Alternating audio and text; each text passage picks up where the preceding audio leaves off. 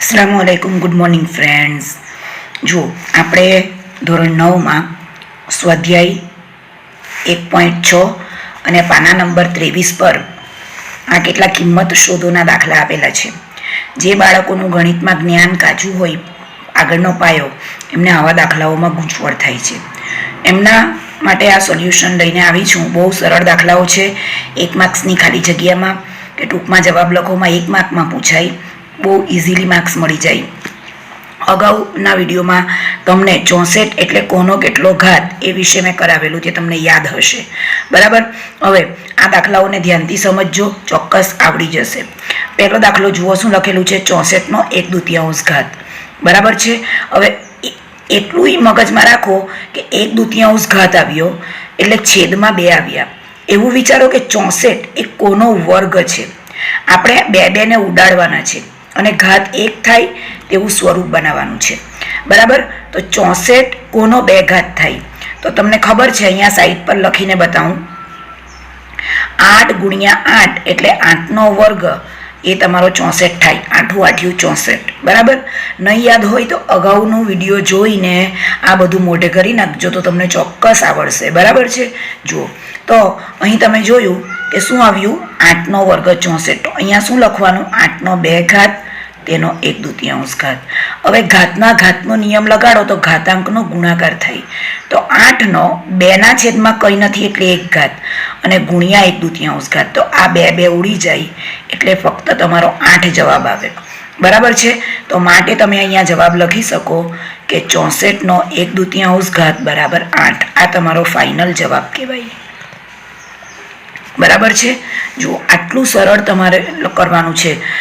64 એ શું? તો કે 8નો વર્ગ, તેનો 1/2 ઘાત એટલે આજે આપેલો છે તે, બરાબર। ઘાતના ઘાતમાં ઘાતાંકનો ગુણાકાર થાય એટલે 8નો આ 2 છે તો 2ના છેદમાં કંઈ નથી, તો 2ના છેદમાં 1 ગુણ્યા 1ના છેદમાં 2 એટલે આ 1/2 ઘાત। આ ઉપરનો અંશનો 2 છેદનો 2 ઉડી જાય, 2 ઉડી જાય એટલે 8 બચે, બરાબર છે। એટલે લખી શકાય ટૂંકમાં 64નો 1/2 ઘાત બરાબર 8, અથવા બીજા શબ્દોમાં એમ પણ કહી શકાય કે 64નું વર્ગમૂળ 8 મળે, બરાબર। કોઈ વખત પરીક્ષામાં આ જ દાખલો જુદી રીતે પૂછાય એટલે આ રીતનું તેનું સ્વરૂપ હોય। ઉપર લખીને બતાવું કે ભાઈ વર્ગમૂળમાં 64 બરાબર ખાલી જગ્યા, એમ કરીને પૂછે તો વર્ગમૂળ એટલે તમને ખબર છે કે 1/2 ઘાત જ કહેવાય, બરાબર। એટલે અહીંયા પણ જવાબ તમારો 8 જ આવે। આનો જવાબ પણ 8 અને આ રીતે લખેલું હોય તેનો જવાબ પણ 8, કેમ કે વર્ગમૂળનો મતલબ જ થાય 1/2 ઘાત। એ મેં તમને અગાઉના દાખલાઓમાં કરાવ્યું। આ સ્વરૂપ આપેલું નથી, પણ તેમ છતાં સાઈડ પર લખી રાખો તો તમને યાદ રહે। હવે આગળ બીજો દાખલો, 32નો 1/5 ઘાત। તો એનો મતલબ કે કોઈક સંખ્યાનો 5 ઘાત, આ છેદમાં 5 છે ને, તો કોઈક સંખ્યાનો 5 ઘાત 32 થતો હોવો જોઈએ। તો કોનો 5 ઘાત 32 થાય? તો તમે જો અગાઉનું લિસ્ટ મેં આપેલું તે મોઢે કર્યું હોય તો ખબર પડશે કે 2નો 5 ઘાત 32 થાય। તો 32ની જગ્યાએ લખી દઉં 2નો 5 ઘાત એનો 1/5 ઘાત। અહીંયા પણ બરાબરની નિશાની મૂકવાની, અહીંયા રહી ગઈ, અહીંયા લખું છું, બરાબર। 2નો 5 ઘાત તેનો 1/5 ઘાત। ફરી ઘાતના ઘાતનો નિયમ આપો એટલે 2નો 5ના છેદમાં કંઈ નથી એટલે 1 ઘાત ગુણ્યા 1ના છેદમાં 5 ઘાત। આ 5 અંશ અને છેદના ઉડી જાય એટલે ફક્ત 2 જવાબ મળે। એટલે તમારો ફાઇનલ જવાબ થશે કે 32નો 1/5 ઘાત બરાબર ફક્ત 2 જવાબ આવે, બરાબર છે। આ તમારો ફાઇનલ જવાબ। હવે બીજી રીતે કેવી રીતે પૂછે? તો કે અથવા ઓર પંચઘાતમાં, અરે પંચમૂળમાં 32 એવી રીતે પૂછે। પંચમૂળમાં 32 આ રીતે વર્ગમૂળની નિશાની હોય, પણ આ ખાંચામાં 5 લખેલું હોય તો એને પંચમૂળ વંચાય। પંચમૂળમાં 32 તો પણ તમારો જવાબ કેટલો આવે? 2 આવે, બરાબર। પંચમૂળ એટલે એનો 1/5 ઘાત જ કહેવાય। ચાલો ત્રીજું, 125નો 1/5 ઘાત, બરાબર છે। 125નો 1/5 ની હશે, આઈ થિંક 1/3 હશે, લખવામાં ભૂલ થયેલી છે, બરાબર। 1/3 ઘાત હશે। કેવી રીતે ખબર પડી હું બતાવું છું। જુઓ, તો કોઈક સંખ્યાનો 3 ઘાત એ 125 થતો હોવો જોઈએ। તો કે 5નો 3 ઘાત, 5 × 5 = 25, 25 × 5 = 125 થાય। તો 5નો 3 ઘાત અને તેનો 1/3 ઘાત એટલે કે હવે ડાયરેક્ટ તમે ઉડાડો ઉપરના બે દાખલાના આધારે ખબર પડી ગઈ, આ અંશનો 3 આ છેદનો 3 ઉડી જશે, ડાયરેક્ટ 5 જવાબ મળે. હવે આને બીજી રીતે સી રીતે પૂછાય તો કે આ રીતે ઘનમૂળ, અહીંયા 3 લખાય એટલે ઘનમૂળ કહેવાય. ઘનમૂળમાં 125 તો કે એનો જવાબ પણ 5 આવે. બરાબર છે. તો અથવા બીજી રીતે લખવું હોય, અથવા ઓર આ જેવું લખ્યું છે તેવું જ કે 125 નો 1/3 ઘાત બરાબર 125 નો 1/3 ઘાત બરાબર 5. બરાબર છે. તો આ રીતે તમારો જવાબ કમ્પ્લીટ થાય. જુઓ, ઘનમૂળમાં 125 તો 5 જવાબ આવે, અથવા 125 નો 1/3 ઘાત તો પણ તમારો જવાબ 5 આવે. પાઠ્યપુસ્તકમાં આ રીતે આપેલું છે, પણ કદાચ પરીક્ષામાં આ રીતે સ્વરૂપ બદલીને ઉપરનાની જેમ પણ પૂછી શકાય. ઓકે, આ કિંમત તમારી શોધાઈ ગઈ, 1 માર્ક્સ તમને મળી જાય આટલું કરો એટલે. ચાલો, હવે બીજો દાખલો છે કિંમત શોધો. એમાં 9 આપેલા છે અને એની 3/2 ઘાત આપેલી છે. આ દાખલો પણ સાવ સરળ છે. આપણે છેદની રકમને જુઓ, 2 છે, એનો મતલબ કે 9 એ કોઈક સંખ્યાનો વર્ગ છે. કોનો વર્ગ? તો સાવ સરળ, આ તો સહેલું જ છે. અગાઉનું કોષ્ટક આવડવું જોઈએ, યાદ હોય તો જ તમને અહીંયા આવડશે. 3 નો 2 ઘાત એટલે 9 થાય, અને તેનો 3/2 ઘાત. હવે જુઓ સાદુરૂપ કેવી રીતે અપાશે. આ 3 જેમના તેમ, 2 ના છેદમાં કાંઈ નથી એટલે 1 ગુણ્યા 3 ના છેદમાં 2. હવે સરખું કોણ છે તો કે અંશનો 2 ને છેદનો 2. આ 2 ઉડી જાય એટલે બચ્યું શું તો કે 3, અને તેનો ઉપર 3 અંશનો 3 બચ્યો એટલે 3 નો 3 ઘાત. હવે 3 નો 3 ઘાત કેટલો થાય તો કે 3 નો 3 ઘાત એટલે 3 નો ગુણાકાર 3 સાથે 3 વાર. 3 તાલી 9 તાલી 27, એટલે આ દાખલાનો જવાબ તમારો આવશે 27. કિંમત કેટલી મળી? 27. બરાબર ધ્યાનથી જુઓ, ફરી સમજાવું છું. આ 3, તેનો 2 ઘાત, આખાનો 3/2 ઘાત. ઘાતના ઘાતનો નિયમ થાય, ઘાતાંકનો ગુણાકાર થાય, એટલે કે 3 નો 2 ના છેદમાં 1 ઘાત ગુણ્યા 3 ના છેદમાં 2, 3/2 ઘાત બરાબર. આ 2 એક સરખા એટલે ઉડી જશે, માત્ર 3 ની 3 ઘાત તમારી પાસે બચી. 3 ની 3 ઘાત એટલે 3 તાલી 9 તાલી 27, 3 નો 3 વાર ગુણાકાર, તમારો ફાઇનલ જવાબ 27 આવે. Fine, okay. ચાલો, હવે 32 વાળું. છેદમાં કેટલા છે? 5. અગાઉ આવી ગયું. કોનો 5 ઘાત તો કે 2 નો 5 ઘાત 32, આખાનો 2/5 ઘાત. ફરી ઘાતના નિયમમાં ઘાતાંકનો ગુણાકાર, એટલે 2 ની 5 ઘાત, તેના છેદમાં કાંઈ નથી એટલે 1 ગુણ્યા 2 ના છેદમાં 5.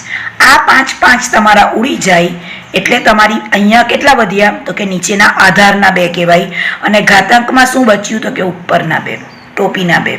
બરાબર છે. જેમ અહીંયા 3 વધેલા, આપણે 3 ના માથા પર 3 લખેલા, તેમ અહીંયા 2 ના માથા પર 2 વધ્યા, એટલે 2 ગુણ્યા 2 તે જ રકમ સાથે 2 વાર ગુણાકાર એટલે 2 દુ 4. એટલે આ દાખલાનો જવાબ આવશે 4. એકદમ જ સહેલું છે. બરાબર. ચાલો, હવે 16. બરાબર, તેનો 3/4 ઘાત. હવે 16 જે છે એ કઈ સંખ્યાનો 4 ઘાત? છેદને પકડો, 4 ઘાત 4 છે નીચેની રકમમાં, એટલે કોઈક સંખ્યાનો 4 ઘાત 16 થાય તો કે 2 નો 4 ઘાત. 2 દુ 4, 4 દુ 8, 8 દુ 16 તો કે બરાબર 2 ની 4 ઘાત આખાની 3/4 ઘાત. ફરી ઘાતનો નિયમ વાપરો, અને જુઓ 2 વાર વાપર્યું. હવે ડાયરેક્ટ ખબર પડી જવી જોઈએ, આ 4 ને આ 4 ઉડી જાય. આપણે એક સ્ટેપ બચાવી લઈએ તો શું થશે? 2 ની 3 ઘાત બચશે. 2 ની 3 ઘાત એટલે 2 ગુણ્યા 2 ગુણ્યા 2 એટલે 2 દુ 4 દુ 8 જવાબ આવે તમારો. ચાલો, હવે 125 એનો ઋણ 1/3 ઘાત. હવે કોઈ પણ ઘાતાંક ઋણ હોય ને તો તે છેદમાં જાય, એટલે આ રીતે લખાય તો કે બરાબર 1 ના છેદમાં 125 એનો 1/3 ઘાત. બરાબર, આ રીતે ધન થઈ જાય. ઋણ હોય છેદમાં જાય તો ઘાતાંક ધન થઈ જાય, યાદ રાખજો. બરાબર. અને જો છેદમાં ઋણ હોય તો તેને અંશમાં લાવો તો ત્યાં ધન થઈ જાય. ચાલો, અગાઉ આ પણ આવી ગયું. 125 એ કોનો 3 ઘાત તો કે 5 નો 3 ઘાત. તો 1 ના છેદમાં 5 નો 3 ઘાત તેનો 1/3 ઘાત. આ 3 3 તમારા ઉડી જશે એટલે કેટલા બચ્યા? 1/5. 1 પંચમાંશ તમારો જવાબ. કારણ કે અહીં ઘાતાંકમાં 1 બચે છે, 5નો 1 ઘાત એટલે 5 જ કહેવાય. એટલે અહીં કંઈ કરવાની જરૂર રહેતી નથી. સાવ સહેલું છે, તમે ધ્યાનમાં રાખશો એટલે આવડી જ જશે. એક દાખલા 2 વાર ગણવાના અને ત્રીજી વારમાં તે દાખલો જોયા વગર જાતે ગણવા પ્રયત્ન કરવાનો. જાતે જ તમારે તમારી ચેકિંગ કાર્ય પણ કરવાનું અને તમારી જ્યાં ભૂલો પડે તેને સુધારવાની. ફરી 1-2 વખત દાખલો ગણો, ફરી તેની પ્રેક્ટિસ કરો. પ્રેક્ટિસ કરશો તો જ ગણિત આવડશે, પ્રેક્ટિસ વગર ન આવડે. આમાં ઉતાવળમાં લખવામાં અગર કંઈ ભૂલચૂક થઈ જાય ને બેટા, કેમ કે મારી એક પ્રોબ્લેમ છે, ક્યારેક ભૂલ થઈ જાય તો તમે સુધારી લેજો અને કમેન્ટ કરજો. હું પણ બીજા વિડીયોમાં એને સુધારીશ. બરાબર છે? તો જુઓ, આ દાખલો છે, એને તમે વિડીયો પોઝ કરીને જોજો, એને લખતા જજો ડાયરીમાં. બરાબર? એટલે આવડી જશે. ચાલો, ત્યાર પછી પાછળ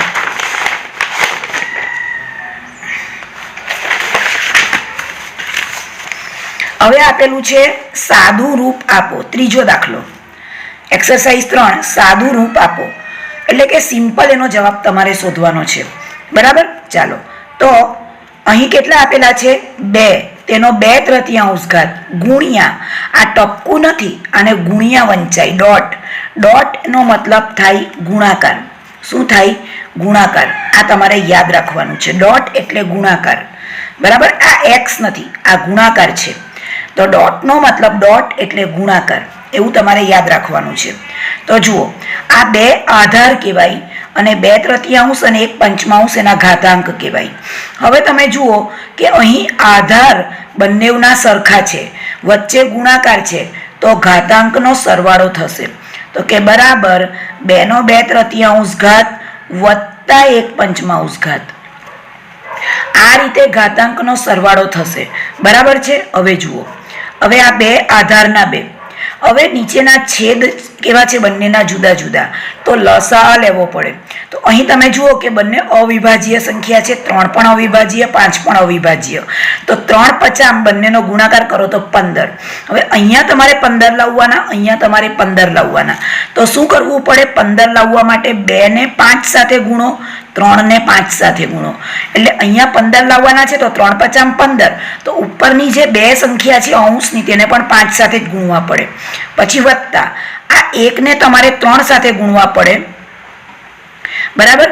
અને નીચે તમારા 5 છે એને પણ તમારે 3 સાથે ગુણવા પડે. હવે જુઓ કેવી રીતે થશે. બરાબર, હવે 2 નો 5 દુ 10 ઘાત, તેના છેદમાં 5 તાલી 15 ઘાત, વત્તા 3 એકા 3, તેના છેદમાં 5 તાલી 15 ઘાત. તો કે બરાબર 2 નો 15 સરખા આવી ગયા, છેદમાં લખી દેવું. 10 વત્તા 3 બરાબર 2 નો 10 ને 3 13 છેદમાં 15 ઘાત. આવો તમારો કંઈક જવાબ આવે. ઓકે, લખી લો શાંતિથી. પછી હું તમને બીજો દાખલો કરાવું. ચાલો, good morning friends. I hope કે તમારું લખાઈ ગયું હશે. હવે આપણે બીજો દાખલો લઈએ. તમને ભલે ગૂંચવણ ભરેલું લાગે, પણ એટલું ગૂંચવણ ભરેલું નથી. સાવ સરળ છે, ધ્યાન આપો, આવડશે. ચાલો, શું કીધેલું છે? 1/3 3 ઘાત તેનો 7 ઘાત. બરાબર? અહીં તમારે પહેલા ભાગાકારના ઘાતનો નિયમ વાપરવાનો છે અને પછી આગળ જોઈએ કયો નિયમ વપરાય. તો કે તમે એ પ્રકારનું શીખેલા ને કે એના છેદમાં બી આખાનો m ઘાત હોય તો એનો પણ m ઘાત કહેવાય ને બીનો પણ m ઘાત કહેવાય. તો એ પ્રમાણે પહેલા કરો તો 1નો પણ 7 ઘાત અને છેદમાં 3નો 3 ઘાત છે તેનો પણ 7 ઘાત. આ રીતે પહેલા તમારે એને છૂટું પાડવું પડે. હવે ઘાતના ઘાતનો નિયમ. 1નો 7 ઘાત શું? 1નો 100 ઘાત હોય તો પણ 1 જ આવે એટલે 1. અને 3નો તો કે 7 તાલી 21 ઘાત. હવે જુઓ, 1ના છેદમાં 3નો 21 ઘાત આમ લખો તો પણ જવાબ સાચું, પણ આ 21 ઘાત ધન છે. એને જો તમે ઉપર આ રીતે લખવા માંગો 3નો 21 ઘાત, તો આ 21 અહીંયા જે ધન હતા તે અહીંયા આવશે તો ઋણ થઈ જશે. એટલે આ જવાબ પણ સાચો પરીક્ષા માટે, આ જવાબ પણ સાચો. પણ કોઈક શિક્ષક એવા હોય એવો આગ્રહ રાખે કે આ જ જવાબ જોઈએ, સોલ્યુશનમાં આ છે, તો તમારો અડધો માર્ક પછી ત્યાં કપાઈ જાય. એટલે મારી તમને મારી આશા એવી કે તમે જે છેદમાં લખેલું છે તેને આ રીતે અંશમાં પણ લખીને બતાવી દો. બરાબર. હવે જે બાળકોને પ્રેક્ટિસ પાકી હોય ને એ તો જોઈને જ કરી દે કે ભાઈ 1નો 7 ઘાત એટલે 1 ને 3નો તો કે ઘાતનો નિયમ 7 તાલી 21 ઘાત. બરાબર. આ છેદમાંનો ઉપર અંશમાં જાય એટલે ઋણ ઘાતાંક થઈ જાય. અગાઉ ઋણ ઘાતાંકને ધન બનાવવા છેદમાં લાવેલા, અહીંયા ધન ઘાતાંકને અંશમાં લઈ ગયા અને ઋણ બતાવ્યું. બરાબર. પરીક્ષામાં બંને જવાબ મારી દ્રષ્ટિએ તો સાચા કહેવાય, યાદ રાખવાનું છે. બરાબર. ચાલો હવે 11 અહીં પણ તમે જુઓ બંનેના આધાર સરખા. હવે 1/2 અંશમાં છે, 1/4 છેદમાં છે. બરાબર. તો અહીં તમારો લાગશે એના છેદમાં બી. બરાબર. તેનો નિયમ એનો એમ ઘાત છેદમાં બીનો એન ઘાત. તો કે બરાબર એનો એમ ઓછા એન ઘાત ભાગાકારનો ઘાતાંકનો ભાગાકારનો નિયમ અહીંયા તમારો લાગશે. બરાબર છે.